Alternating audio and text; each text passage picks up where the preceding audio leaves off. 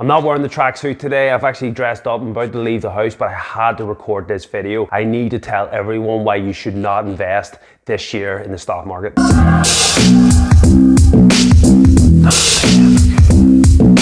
What is the crack, everyone? Welcome back to Buy or Sell. I hope, of course, you're all well. There is so many reasons you should not be investing in the stock market right now. First one, the Ukraine war could have catastrophic effects across the world with the economies plunging that we have never seen before, completely and utterly unprecedented times. On the back of a pandemic where things were only starting to get recovery, any companies that survived those hard hitting times, they're now going to have to accept the fact that we're most likely going into a multi-year war that could last and wreck generations to come. I have great sympathy for anyone in the Ukraine, and I'm not trying to defer any attention from that. I'm just saying, in terms of the stock market and your investments, it could massively plunge. What will this do to the housing market? What will this do to your investments, your savings?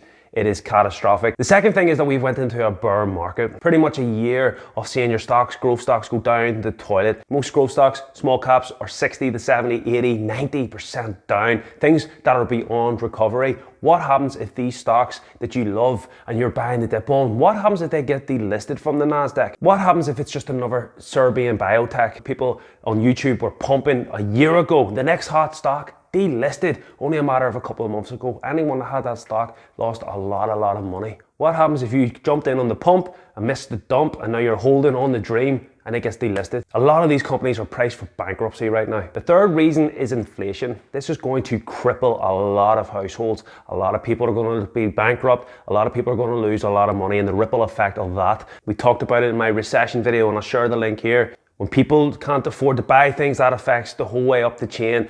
Growth companies can't report on good profits. All of this crazy bubble that we've been in will start to burst, and it will pull back massively even more. We've seen previous war times, we've seen previous pandemics, we've seen previous recessions, how much the stock market can pull back. Right now, first time ever in a generation, we could possibly see all of the worst things that affect the stock market all accumulate in one period of time. The fourth and final reason is something that we've been talking about in the channel as well. We've been saying a recession is coming. I fully 100% believe a recession is coming, and that is going to be one hell of a gaping. For anyone invested in the stock market, you need to be prepared for a recession. And again, just like the other points, the ripple effect that will have once the words "we are in a recession" are whispered. We've talked about the Fed increasing interest rates. Will this be something that they can do to take control of this? I personally think that is not the case. I think it's too far gone. They've lost control and we are going to Gape Town. The current debt per taxpayer in the USA is over $240,000. We're over 30 trillion in debt, and it's not going to get any better when you're building war machines. Bundle all that together, we have energy crisis, poverty's never been so high, the rich get richer and the poor get poorer, and this is starting to get the peak fear. But wasn't there not like some fella that said, you know, be greedy when others are fearful? He's right.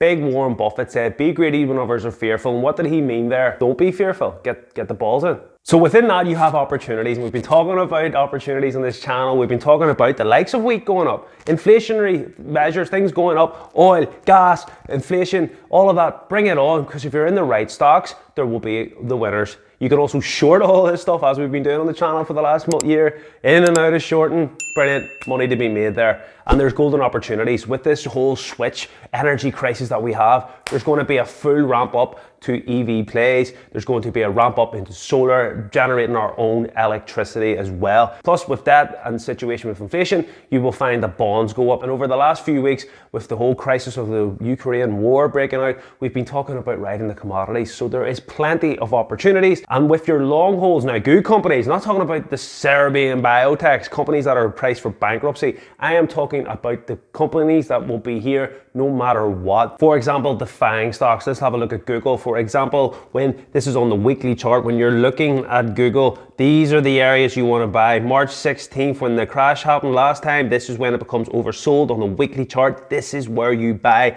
long hold.